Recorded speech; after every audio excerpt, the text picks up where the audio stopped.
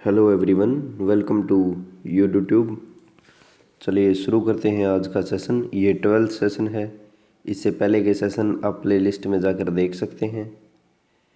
इस सेशन के अंदर हम 10 वर्ड्स करते हैं और ये सभी 10 वर्ड्स मैं आपको ट्रिक और एनिमेशंस की हेल्प से करवाता हूँ। ये सभी वर्ड्स उन सभी एग्ज़ाम के लिए इम्पोर्टेंट हैं जिनके अंदर इंग्लिश का पोर्शन आता है। तो सबसे पहले आप चैनल को सब्सक्राइब कर लीजिए और बेल आइकन को प्रेस कर लीजिए, जिससे वीडियो का नोटिफिकेशन आपको मिलता रहे। वीडियो को लाइक कीजिए और शेयर कीजिए। आज का वेरी फर्स्ट वर्ड है जेनेसिस। जेनेसिस का मतलब होता है शुरुआत या ओरिजिन। जहाँ से किसी चीज़ की शुरुआत होती है उसको क्या बोलते हैं? जेनेसिस बोलते हैं। आप इसको कैसे याद रख सकते हैं? देखिए, साइंस में आपने पढ़ा होगा जीन, एक वर्ड आता है जीन। और जीन क्या होता है?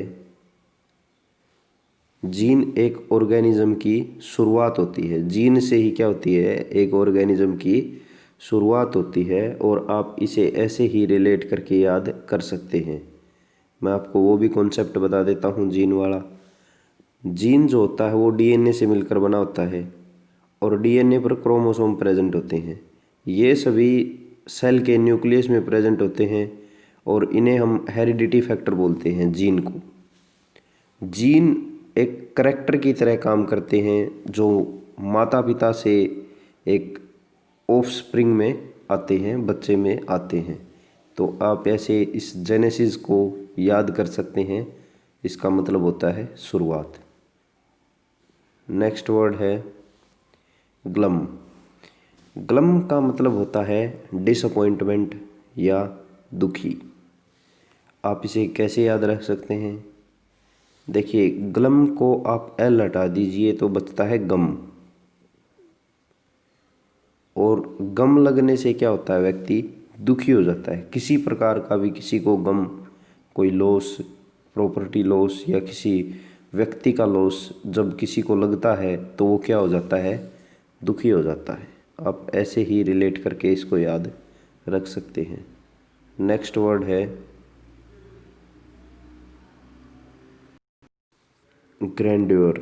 ग्रैंड्योर का मतलब होता है the quality of being beautiful and impressive.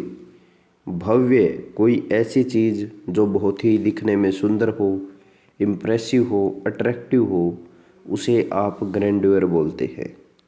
इसे कैसे याद रख सकते हैं?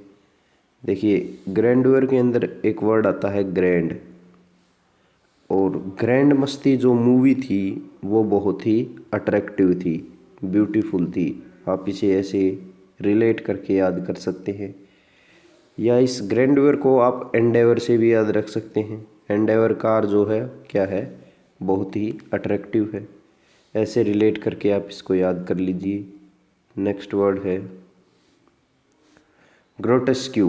ग्रोटेस्क्यू का मतलब होता है अनप्लीजेंट, भद्दा, बुरा, अच्छा न लगने वाला। उसको बोलते हैं ग्रोटेस्क्यू। कैसे याद करेंगे? ग्रोटेस्क्यू के अंदर दो वर्ड आते हैं, रिलेट कर लीजिए इसको ग्रोट से और क्यू से। ग्रोट को आप ग्रेट याद कर लीजिए और क्यू को क्यू, लाइन। तो ग्रेट व्यक्ति जब किसी लाइन में लगता है तो वो क्या लगता है? बहुत भद्दा लगता है, बहुत बुरा लगता है। जैसे एनिमेशन के अंदर आप देख रहे हैं महात्मा गांधी जी लाइन में लगे हुए हैं, जो बहुत ही बुरे लग रहे हैं क्योंकि ये बहुत ही महान व्यक्ति थे, इसलिए। नेक्स्ट वर्ड है ग्रैपल। ग्रैपल का मतलब होता है to find with, to fight with something, संघर्ष करना। कैसे याद करेंगे? ग्रैपल को आप एप्पल से याद कर लीजिए। गरीब आदमी एप्पल खाने के लिए बहुत संघर्ष करता है। एप्पल यहाँ ज़रूरी नहीं है कि आप एप्पल ही से सिर्फ याद करने के लिए एप्पल रख लीजिए। गरीब आदमी जो है वो खाना खाने के लिए बहुत संघर्ष करता है क्योंकि उसके पास पैसे नहीं होते। या आप इसको ऐसे भी याद रख सकते हैं। देखिए, इसके अंदर एक वर्ड आता है रेप। और जो हमारे देश की महिलाएं हैं वो क्या है? जो रेपिस्ट हैं उनके साथ बहुत संघर्ष कर रही है, क्योंकि ये केस ही इतने ज़्यादा आते हैं अपने देश के अंदर। ऐसा आप इसे रिलेट करके याद रख सकते हैं। नेक्स्ट वर्ड है गैलेंट्री। गैलेंट्री का मतलब होता है ब्रेवरी या बहादुरी। गैलेंट्री को आप कैसे याद रखेंगे? देखिए, गैलेंट्री अवार्ड्स दिए जाते हैं हमारे देश के अंदर, बहादुरी के लिए सम्मान दिया जाता है। जैसे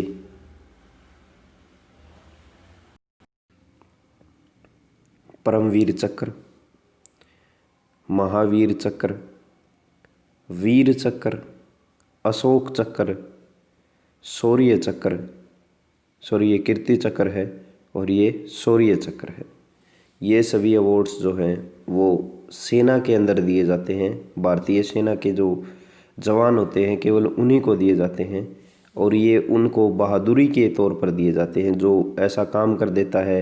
ये तीन जो है ऊपर वाले ये युद्ध के समय दिए जाते हैं, और जो नीचे वाले तीन हैं ये तीनों के तीनों ये किसी विशिष्ट कार्य को करने पर भारतीय सेना के जवानों को दिए जाते हैं बहादुरी पर।